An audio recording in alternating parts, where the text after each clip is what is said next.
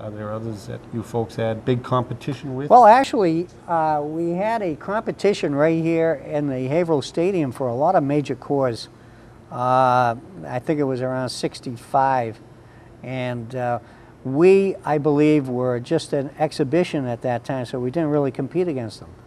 But there was a competition that we had, a standstill competition, in Lawrence. I think it was at Central Catholic, I can't remember. But we did go up against, at that time, a great corps.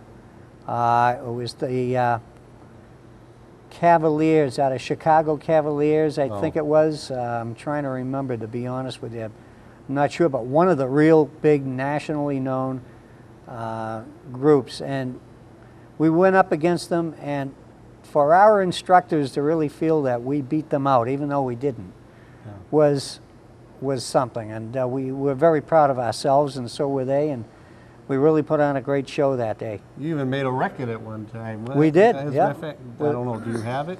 No, actually, I gave it to the VFW, Oh, so did it's supposed to be up above the bar somewhere there. And but we were on there with St. Kevin's, in fact, I think was on that, and St. Mary's. That was with your solo, wasn't it? Yeah, a little With your cymbal little solo. solo. Yeah.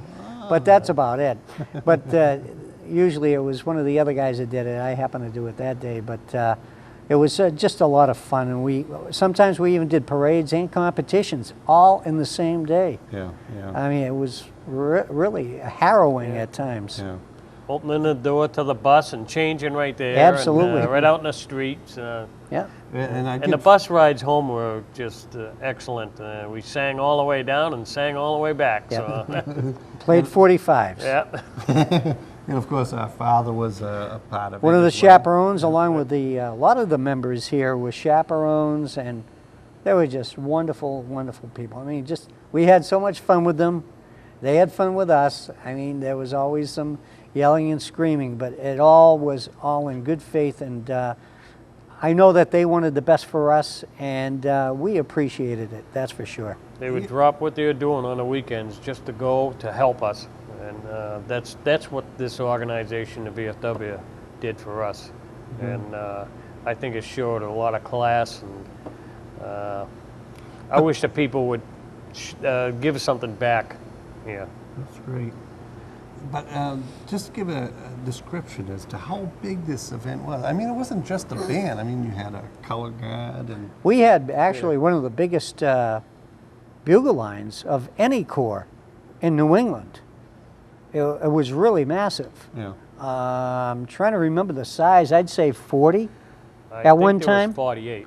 At one time, it was really, really big, and we had a very big color guard. We had a pretty decent-sized drum line, but the horn line was just gigantic and very powerful. They were a very powerful horn line. I think we were also limited to what we could have too. We had to cut the line down to 42, I believe it was. Yeah, in fact, I think we had to take a couple from the horn line and make them drummers.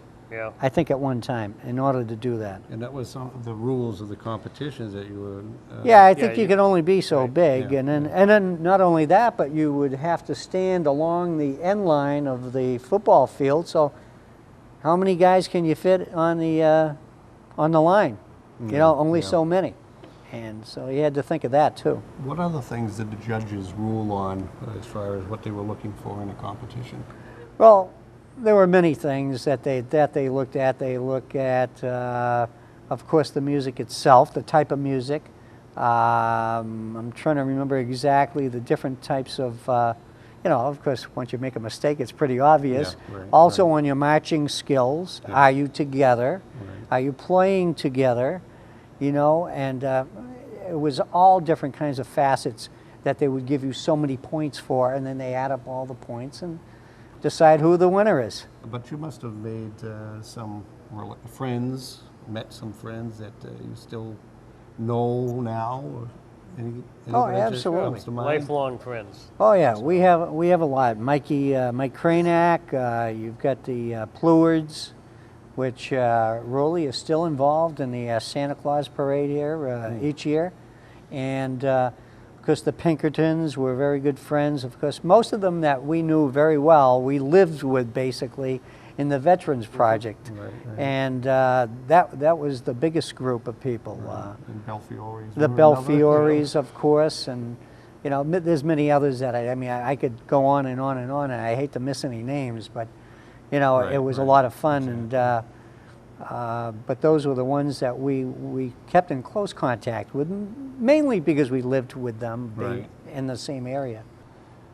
Gary, Rick, thank you for joining me on Anytime. Around Town. Yep. And of course, for you folks out there, I'll see you around town. I'm Larry Seaman, your host.